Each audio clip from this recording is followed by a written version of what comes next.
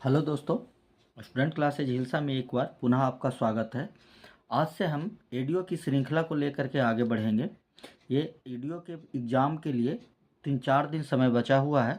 ये अंतिम प्रहार है। इसमें आप एक बार रिवीजन कर लीजिए। धीरे धीरे 3-4 दिन 5 दिन में 14 तारीख वाला जो एग्ज़ाम है, उसके आगे जो एग्ज़ाम है आपका, वहाँ तक हम धीरे धीरे करके सब करवा देंगे। तो एक बार देखते हैं, सभी चैप्टर से कोशिश करेंगे कि लेके आएँ और धीरे धीरे सभी चैप्टर आपको इंक्लूड करते चल जाएंगे। इसमें वही सवाल को हम इंक्लूड करेंगे जो विगत सालों में पूछा गया है। देखते हैं पहला सवाल, वे दो प्राकृतिक संख्याएं कौन सी है जिनका गुणनफल 2400 है।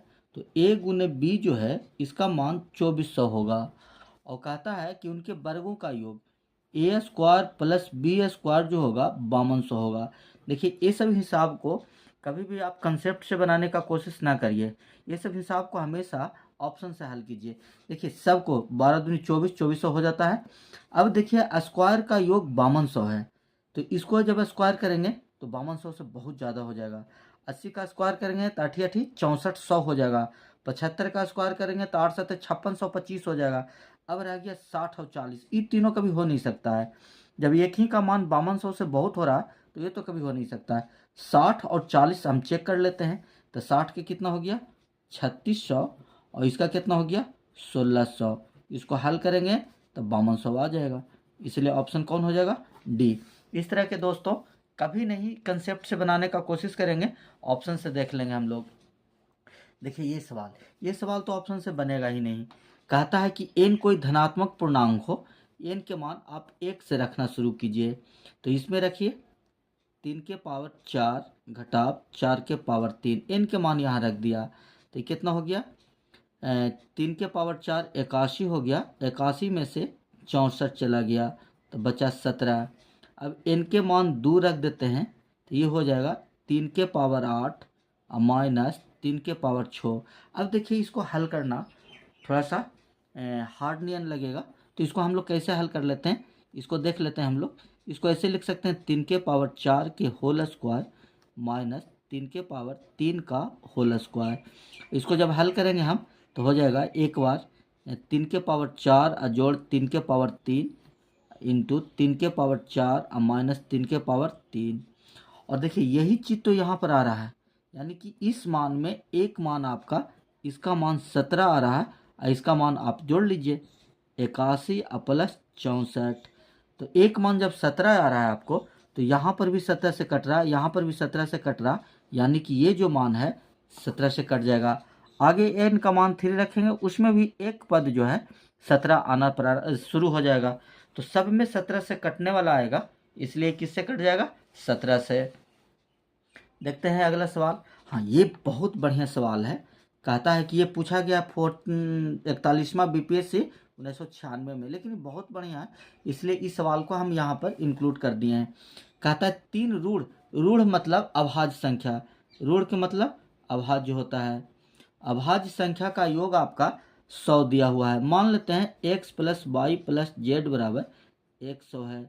कहता है उनमें से एक दूसरे से 36 अधिक है, अधिक या कम रहे माइनस कीजिए। कोई दुगो के अंतर 36 है। मान लेते हैं वाई और जेड का अंतर जो है 36 है। तो कहता है कि उच्चतम रूढ़ संख्या है, अभाज्य संख्या सबसे बड़ा। देखिए, अगर ये दोनों की बात करें हम तो इसमें तो वाई बड़ा हो जाएगा। अब यहाँ से एक चीज़ हम लोग ध्यान देंगे, जो कि इसका कंसेप्ट देखते हैं हम लोग, कि कोई भी अगर दो विषम संख्या है और उसको हम जोड़ेंगे तो ये सम में बदल जाएगा, और कोई दो सम संख्या है इसको जोड़ेंगे तो सम ही होगा। अगर कोई दो एक सम है और एक विषम है, इसको जोड़ेंगे तो ये विषम हो जाएगा। इसी कंसेप्ट पर हम लोग देख के चलते हैं कि क्या होता है। उदाहरण ले लेते हैं हम, इसमें कैसे हुआ। अगर मान लिया जाए कि विषम एक 5 है और इसमें 3 जोड़ दिए तो कितना हो गया 8 हो गया। पहला वाला सम आ गया आपका। और 8 है और इसमें 4 जोड़ दिया तो कितना आ गया 12 हो गया। एक ले लेते हैं सम में 8 और विषम में ले लेते हैं 3, तो कितना हो जाएगा 11। अब यहाँ पर कहता है एक चीज़ और ध्यान देना है कि अभाज्य संख्या में सभी अभाज्य संख्या 2 को छोड़ करके विषम ही होंगे। 2 को छोड़ करके जितना भी आपका अभाज्य संख्या आएगा 2 को छोड़ दीजिए आप, और सब के सब विषम होगा। यानी कि विषम जोड़ विषम आएंगे हमको, विषम जोड़ विषम, ये दोनों के लिए विषम है। इसको मान लेते हैं कि ये 2 है, तो विषम जोड़ विषम, योग हमारा कुछ है सम है, तो ये दोनों का योग हमारा सम आएगा। विषम जोड़ विषम बराबर कितना आएगा, सम आएगा। और सम में जब सम जोड़ेंगे तब सम होगा। यानी कि एक मान हमारा एकदम क्लियर कट है कि जब भी होगा तो 2 होगा। तो जब ये 2 होगा तो 2 को ई पट्टी लेके जाएंगे तो y प्लस जेड जो है आपका 98 बचेगा। 2 प्लस में है तो 2 ही पट्टी जाएगा था माइनस में। और इसमें अधिक उच्चतम पूछा है, y का मान निकाल लीजिए। ये दोनों के जोड़िए, 8 6 14 के 4, 9 3 12 1 13, और इसमें 2 से भाग दे दीजिए, कितना आ गया 67। आपका सही जवाब हो जाएगा। ये कंसेप्ट बहुत बढ़िया था, ये सवाल भी बहुत बढ़िया है। देखते हैं इधर कि जुड़वा अभाज्य संख्या पूछा है। जुड़वा अभाज्य संख्या लिखा हुआ था सब किताब में ऐसा ही, तो अभाज्य जुड़वा है, यानी कि जुड़वा अभाज्य संख्या। जुड़वा अभाज्य संख्या उसको कहते हैं हम कि जिन दो लगातार अभाज्य संख्या का अंतर 2 हो, जैसे 3 5, 5 7, 11 13, ये सब आपका जुड़वा अभाज्य संख्या है। अब यहाँ से 70 से 100 के बीच में गिन लेते हैं। 1 है 71, 1 है 73, 74, 75, 76, 77, 78, 79, 80, 81, 82, 83, 84, 85, 86, 87, 88, 89, 90, 91, 92, 93, 94, 95, 96 और एक है 97। देखिए ये दोनों लगातार है, इसके अलावे कोई लगातार नहीं है, तो आंसर कितना हो जाएगा, 1 हो जाएगा। कहता है 1 और 50 के बीच कितनी अभाज्य संख्या। देखिए 2023 में स्कूल टीचर हेडमास्टर में पूछा गया। इसको एक क्रमबद्ध में है, इसको लिख लेते हैं हम लोग। 1 से 25 तक में 9 गो है, और 1 से 50 तक में आपको 15 गो है। 1 से 75 तक में 21 गो है, और 1 से 100 तक में 25 गो है। हमसे 50 तक में पूछा है, 15 आंसर हो जाएगा। देखिए ये भी बीपीएससी में है पूछा हुआ। 3 अंकों की कितनी संख्या 5 से विभाज्य होगी। तो 3 अंकों की संख्या प्रारंभ होती है कहाँ से, ये देख लीजिए हम लोग, 100 से, और कहाँ तक जाएगी, 999 तक जाएगी। और ये किससे कटना चाहिए, 5 से। लेकिन हम जब 5 से विभाजित होने वाली, 6 से विभाजित होने वाली, किसी से विभाजित होने वाली संख्याओं का मान ज्ञात करते हैं तो 1 से चलते हैं हम लोग।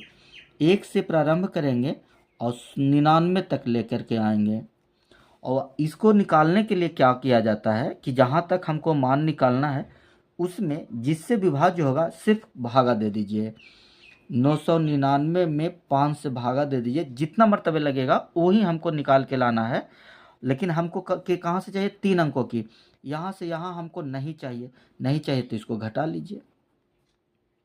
चलिए इसको भागा दे लेते हैं।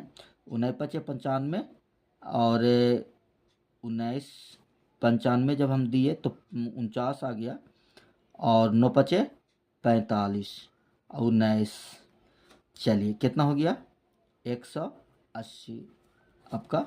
देखिए ये 11th-12th में पूछा हुआ सवाल है, विगत वर्षों में जो पूछा गया है उसी का हम लोग यूज किए हैं।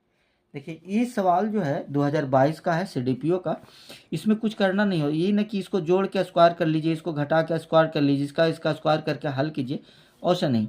इसको ए मान लीजिए, इसको बी मान लीजिए, तो ये हो गया a प्लस बी का होल स्क्वायर अब प्लस a माइनस बी का होल स्क्वायर अब बटे ए स्क्वायर प्लस बी स्क्वायर। इसका फार्मूला होता है 4a, इसका होता है 2 इंटू हो जाएगा 2 इंटू ए स्क्वायर प्लस बी स्क्वायर अब बटे ए स्क्वायर प्लस बी स्क्वायर। जब यहाँ माइनस रहता है तब 4ab होता है, यानी कि आंसर आ जाएगा 2, यहाँ पर डी नंबर ऑप्शन। इसमें देखिए इसका कोई यूज भी नहीं था, इसका कोई यूज नहीं है।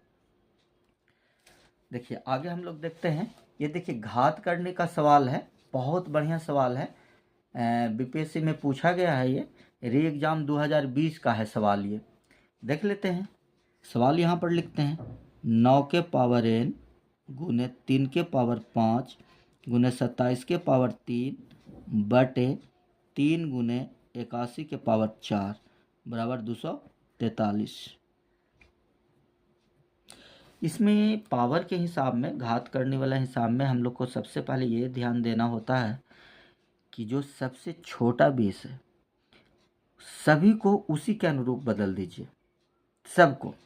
तो 9 कैसे हो जाएगा, 3 के पावर 3 इसके पावर n गुने 3 के पावर 5 तो है, ये है, 27 को लिखेंगे, ये हो जाएगा 2, गलती हो गया, 3 के पावर 3 के पावर 3, अब बटे 3 के पावर 1 अब गुने 81 को लिखेंगे 3 के पावर 4 के पावर 4 बराबर ये है 3 के पावर 5।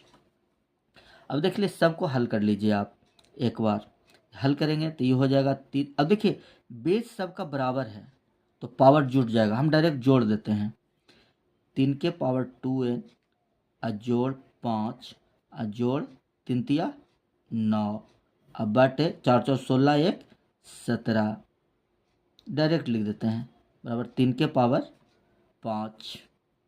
देखिए ये प्लस में है, ये तिरछा तिरछी लेके चल जाते हैं, इधर हल कर लेते हैं तो ये हो गया 9 5 14, 3 के पावर 2n प्लस 14 बराबर 3 के पावर 5 अगुने 3 के पावर 17, पावर फैन जुड़ जाएगा आप, 3 के पावर 2n प्लस 14 बराबर 3 के पावर 22 हो गया। अब ई जब बेस बराबर हो गया तो पावर बराबर हो जाएगा, 2n प्लस 14 बराबर 22, 2n बराबर जब 14 घटेगा तो ये 8 हो जाएगा, तो n के मान कितना हो जाएगा 4, ये ऑप्शन नंबर बी में है। देखिए 65वीं बीपीएससी री एग्ज़ाम 2020 में पूछा गया है, ये बहुत बढ़िया सवाल था। देखते हैं इसमें कुछ आगे। हाँ देखिए ये सवाल भी बहुत बढ़िया है, सवाल में ध्यान देना है आपको, ये 9th 10th में पूछा गया है 2023 में। इसमें क्या है कि देखिए बेस यहाँ पर 2 है, यहाँ पर 8 है, लेकिन 1 बटे है, तो हम लोग जानते हैं कि a के पावर -x बराबर 1 बटे a के पावर x। अगर इससे ये बदल सकता है तो इससे ये भी बदल सकता है, और 1 बटे जब हटेगा तो x पावर के साथ माइनस लग जाएगा, हम सबसे पहले वही कर लेते हैं। 2 के पावर 2n-1 बराबर 8 के पावर -n-3, अब ये सही हो गया। अब बेस बराबर कर लीजिए, 2 के पावर 2n-1 बराबर 2 के पावर 3 के पावर -n-3। अभी 3 से एक है कि इसमें गुना हो जाएगा, बेस बराबर हो जाएगा तो पावर बराबर हो जाएंगे, तो ये हो जाएगा 2n-1 बराबर इससे गुना करेंगे तो -3n, ये माइनस माइनस कुछ हो जाएगा +9, इसको ई पट्टी लेके आएंगे तो 5n हो जाएगा, इसको ई पट्टी लेके आएंगे तो 10 हो जाएगा, तो n बराबर 2 हो जाएंगे, ऑप्शन नंबर बी। देखिए -2 भी है। ये सब पावर के बहुत बढ़िया सवाल है, इसके ऊपर ध्यान दिया जाए।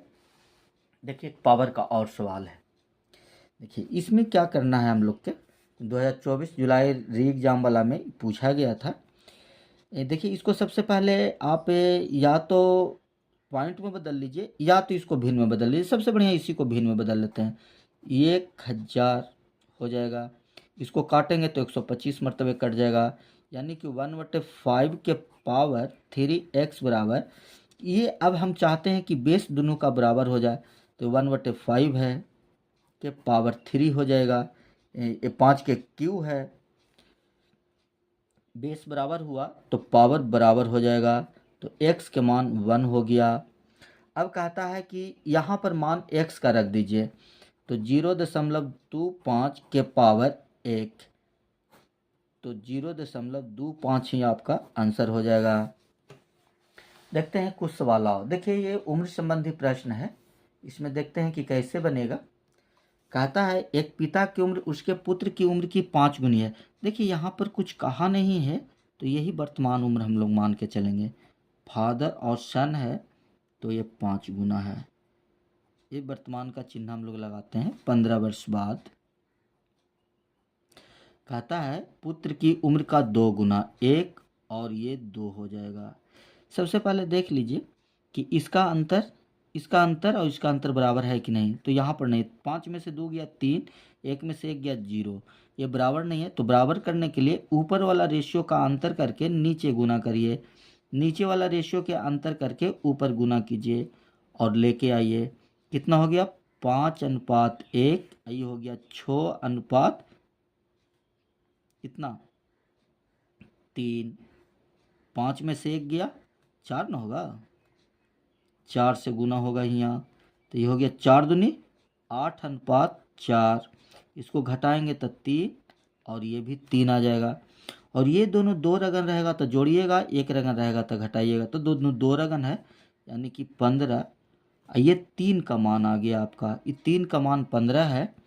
तो कहता है कि पिता की उम्र क्या होगी। पिता का उम्र यहाँ से लेके आना है, 5 का मान पूछा है, तो 1 के मान 5 है तो 5 के मान 25 हो जाएगा। देखिए इसी तरह के एक सवाल और है। कहता है 10 वर्ष पूर्व रमेश है और राजीव है कि आयु का अनुपात 1:3 था। अब से 5 वर्ष बाद 2:3 हो जाएगा। सबसे पहले इसका अंतर देख लीजिए, इसका अंतर 1 है, इसका अंतर 0 है। जब अंतर बराबर नहीं है तो सबसे पहले अंतर बराबर करिए, ऊपर वाला का अंतर कर लीजिए। 3 में से 1 गया कितना बचा? 2, नीचे गुना कीजिए और 3 में से 2 गया कितना बचा? 1, और इसको बराबर कर लीजिए तो 1:3 हो गया और ये हो गया 4:6 हो गया। अब अंतर करिएगा तो एजा 3 आएगा, एजा 3 आएगा, और ये 3 का जो मान है आपका, ये दोनों देखिए 2 रगन है तो 15 देल है, तो 1 का मान 5 हो गया। तो आपसे पूछा है कि वर्तमान में उनकी आयु का अनुपात बताइए। तो इससे चलिए या इससे चलिए या इससे चलिए, कोई दिक्कत नहीं है। तो 1 का मान लेके आते हैं तो 5 है, और 3 का मान लेके आते हैं तो 15 है।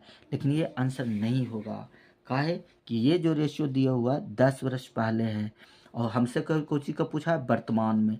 तो वर्तमान लाने के लिए 10 इसमें भी जोड़ेंगे, 10 इसमें भी जोड़ेंगे। तो वर्तमान में लाने के लिए आपको 5 में 10 जोड़िए और 15 में भी रेशियो निकाल लीजिए, 15 में 10 जोड़िए, तो ये हो गया 15:25, यानी कि 3:5 हो जाएगा। देख लीजिए, और 3:5 ऑप्शन नंबर बी में हो जाएगा। देखते हैं कुछ सवाल और आगे। कहता है 13 नंबर सवाल परसेंटेज का है। कहता है कि P का 30% Q के 40% में जोड़ दिया जाए। इसको आगे जोड़िए या बाद में जोड़िए, बात बराबर है। तो वह Q का 80% हो जाता है। देखिए Q को एक तरफ लेके आइए, P गुने 30% बराबर, ये देखिए प्लस में है तो ऊपर टी माइनस में।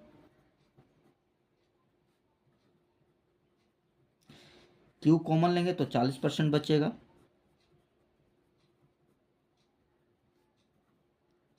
40% लिखा। परसेंट से परसेंट काट लीजिए, 0 से 0 काट लीजिए, रेशियो में बदल लीजिए, तो ये ई पट्टी हो जाएगा, 4:3 हो जाएगा। अब आपसे पूछा है कि Q P का कितना परसेंट है। किसके साथ का लगा हुआ है? P के साथ। जिसके साथ का लगा रहेगा नीचे रखिए, तो P के साथ लगा हुआ है तो P नीचे, Q के साथ पूछा है गुने 100, 25×100 25 75% आपका जवाब हो जाएगा। देखिए एक सवाल जुलाई 2024 का है। कहता है कि एक अधिकारी के वेतन 25% बढ़ गया, तो 100 था तो हो गया 125, यानी कि 4 से कितना हो गया? 5 हो गया। नए वेतन को कितना परसेंट प्रतिशत कमी पूछा है आपसे, आगे मत पढ़िए। प्रतिशत कमी का फॉर्मूला होता है अंतर, कितना कम गया? 1 कम गया, कितना में कम गया 5 में, गुने 100 बराबर 20%। ऑप्शन नंबर सी हो जाएगा। देखिए एक सवाल और कहता है कि दो संख्या का लासा मासा का 12 गुना है। बढ़िया सवाल है ये, ऑडिटर 2019 में पूछा गया है। लासा जो है मासा का 12 गुना है, तो मान लेते हैं एक्स, तो ये हो गया 12x। और कहता है लासा और मासा का योग, इसका योग करेंगे तो 13x हो जाएगा। कितना है 403। तो x काट लीजिए, 33 40, 31 मरतबे। कहता है कि यदि संख्याओं में एक संख्या 124 है तो दूसरी संख्या बताइए। इसमें आप एक फार्मूला लगा लीजिए, लासा गुने मासा।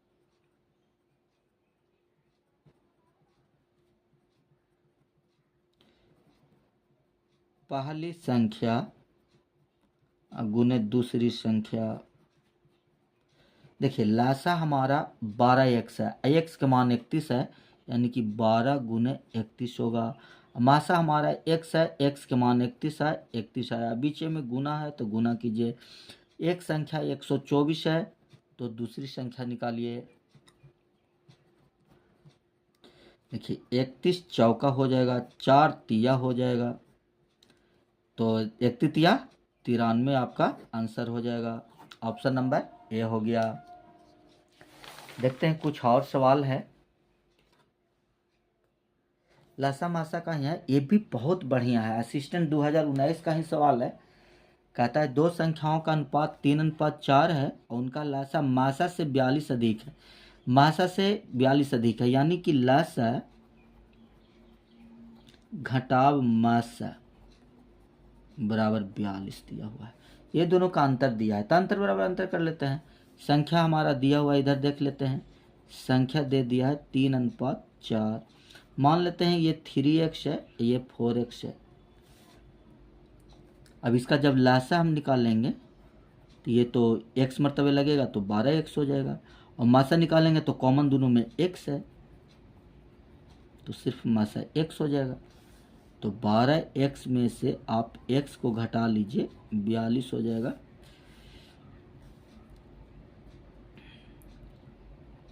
कहता है उनका लासा मासा से 42 अधिक है, 4 तिया 12, उसमें बड़ी संख्या। हाँ तो निकाल लीजिए, 11x आपका हो गया बराबर 42। तो x बराबर 42/11। ये सवाल बन नहीं रहा है। दो संख्या का अनुपात 3:4 है और उनका लासा मासा से 42 अधिक है। तो लासा मासा से 42 अधिक है तो कितना अधिक है 12। 12 और 1, हाँ तो मान लीजिए कि फिर इसमें बड़ी संख्या पूछा है। बड़ी संख्या जो होगा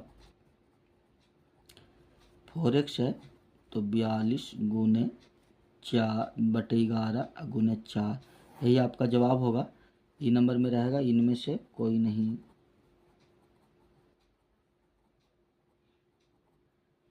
अगर यहाँ से चलेंगे ये 12 हो जाएगा, 9 हो जाएगा, 12 9, 12 तिया 36, में से 3 गया, नहीं होगा, यही आंसर होगा।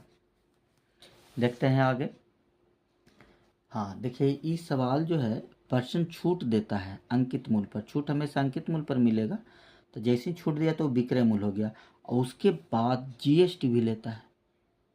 कौन सी ले रहा है जीएसटी। अब अंकित मूल्य कितना है 400। 400 का 10% आपका कितना आ गया 40। ये आपको छोड़ रहा है तो दे रहा है कितना में 360 में, और इस पर आपका कितना ले रहा है 10% जीएसटी, तो इसका कितना हो गया 36 रुपया। ये प्लस लेगा, ये क्या लेगा प्लस, तो 360 और प्लस 36 बराबर 396। देखिए ये भी कर सकते हैं, या यहाँ पर आप सक्सेसिव भी लगा लीजिए। सक्सेसिव लगा लीजिएगा तो -10 + 10 -100/100 हो जाएगा। ई से ही कटेगा, ई से ही कटेगा, -1%। और 400 का 1% निकाल लीजिए, 1% यानी कि बटे 100 हो जाएगा। ये हटेगा तो 4 रुपया। ये माइनस है यानी कि कमी हो रहा है, यानी कि 400 में से आप 4 रुपये घटा लीजिए तो कितना आ जाएगा 396। ये भी एक मेथड है, इसको आप भी बना सकते हैं। या यहाँ पर 400 में 10% छूट दिया तो 40% छूट दिया तो कितना बेचेगा 360 में, लेकिन जीएसटी ले रहा है तो जीएसटी एक्स्ट्रा होता है, तो 360 का 10% लाएंगे तो 36 हो जाएगा, बटे 100 करेंगे 1 जीरो 1 जीरो, और 36 पर एक्स्ट्रा लेना होगा तो 396 देगा। देख लेते हैं एक सवाल आप, लाभ हानि का बहुत बेहतरीन सवाल है। इसमें हम लिख नहीं पाए कि कहाँ पूछा गया है, ये भी पूछा गया है कहीं पर, तो देख लेते हैं। इसमें सबसे पहले क्रय मूल्य, हानि है तो हानि लिखिए, और यहाँ पर विक्रय मूल्य। देखिए इस तरह के सवाल में सबसे पहले ये ध्यान दिया जाता है कि जितना हानि होता है उसके साथ क्या लगा हुआ है। देखिए विक्रय मूल्य लगा हुआ है, तो जो टोटल वस्तु है आपका वो विक्रय मूल्य के सामने लिखे जाएंगे। इस फंडा को याद रखिए। और कितना हानि हो रहा है 6। हानि में कौन ज़्यादा है, क्रय मूल्य ज़्यादा है। हानि में हमेशा क्रय मूल्य ज़्यादा होता है, लाभ में विक्रय मूल्य ज़्यादा होता है, तो ये हो जाएगा 36। और इसी पर आपका प्रतिशत हानि पूछा है, तो हानि प्रतिशत बराबर हानि गुने 100 बटे 36। 6 छका 36, 3 दूनी 6, 50 दूनी 100, 50 बटे 3%। यानी किसी को हल करेंगे तो 16.2 बटे 3%, 1 बटे 3 भी है। आंसर लगाएंगे हम लोग सी में। ये आज का अंतिम सवाल है। आशा करते हैं कि आप लोग को अच्छा ही लगेगा। और इसी में हम और जैसे रेशियो है, परसेंटेज है, लाभ हानि है, और अलजेब्रा का सवाल है, कुछ और सवाल मिलेगा, नाव धारा वाला है, समय दूरी का है, टाइम एंड वर्क का है। ये सब सारे हम क्वेश्चन को लेकर के आएंगे 3-4 दिन के अंदर में। और जिनका 21-22 का एग्ज़ाम है, 14, 15, 17, 18, 20, 21 वाले के लिए लगातार हम ये करवा देंगे। तब तक के आप आसानी से इसको एक बार रिवीजन कर लीजिए। और इसमें कोशिश करेंगे कि पिछला जो एएसओ का मेंस का एग्ज़ाम हुआ है उसमें जो भी आपका मैथ का पोर्शन है उसको हम एक साथ करवा दें। 20 को 25 को जो क्वेश्चन है उसको हम एक साथ करवा दें एएसओ के एग्ज़ाम का। उसमें कुछ बढ़िया सवाल भी है, कुछ आसान भी सवाल भी है। तो आज के लिए बस इतना ही। तब तक के लिए धन्यवाद।